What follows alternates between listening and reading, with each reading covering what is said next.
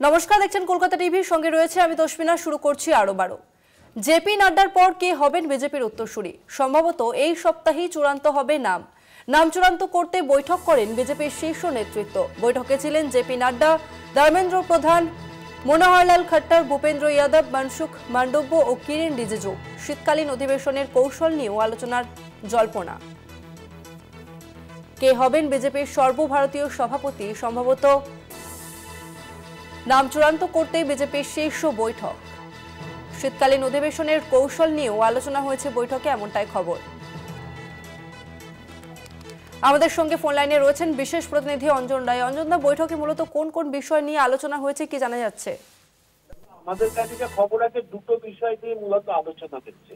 একটি বিষয় হচ্ছে যে বিজেপির সর্বভারতীয় সভাপতি প্রায় 2 বছর হতে চলল, এখনো পর্যন্ত চূড়ান্ত করতে পারেনি।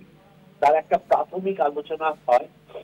দ্বিতীয় যে বিষয়টা, সেটা হচ্ছে 1 তারিখ থেকে পার্লামেন্ট সেশন।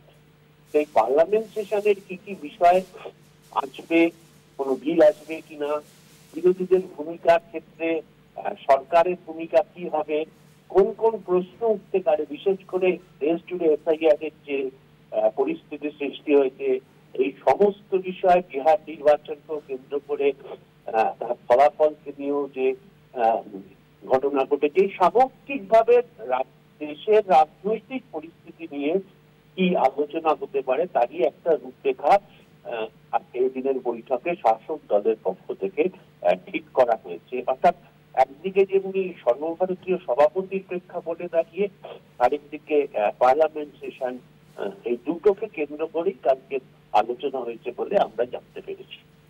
ধন্যবাদ অঞ্জনদা। জেপি নাড্ডার পর কে হবেন বিজেপির উত্তরসূরি? সম্ভবত এই সপ্তাহেই চূড়ান্ত হবে নাম চূড়ান্ত করতে বৈঠক করেন বিজেপির শীর্ষ নেতৃত্ব। বৈঠকে ছিলেন জেপি নাড্ডা, ধর্মেন্দ্র প্রধান, মনোহরলাল খট্টর, ভূপেন্দ্র যাদব, মনসুখ মান্ডব্য ও কিরেন রিজিজু। শীতকালীন অধিবেশনের কৌশল নিয়েও আলোচনা হয়েছে, এমনটাই জল্পনা।